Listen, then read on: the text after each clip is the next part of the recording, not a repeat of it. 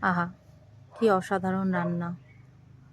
তো পোড়া মোবিলের মতো না পোড়া ইঞ্জিন তেলের মতো একটা কি যেন রয়েছে। যাই হোক, সেই পোড়া মোবিলের মধ্যে দিয়ে নিয়ে আসছে একটা পরোটার মতো কি জিনিস। এটা পরোটা নাকি আমি ঠিক বলতে পারবো না। যাই হোক, কি অপূর্ব, কি অপূর্ব সেই দৃশ্য। কিন্তু তার উপরে কি ফাটিয়ে ডিম ফাটিয়ে দিচ্ছে কেন আমি ঠিক বলতে পারবো না। ডিম ফাটানোর পর তার উপর দিয়ে আবার কতগুলো পোড়া মোবিল দিয়ে দিচ্ছে। কি জানি কে খায় এসব খাবার। যাই হোক, যে খায়, যার ভালো লাগে সে খায়। 4টে মৃত টমেটোকে উদ্ধার করে নিয়ে আসলো।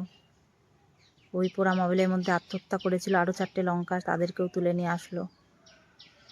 বাহ, কি সুন্দর, কি অপূর্ব, কি দক্ষতার সাথে বানাচ্ছে পোড়া মোবিলে তৈরি ভাজা কি একটা খাবার।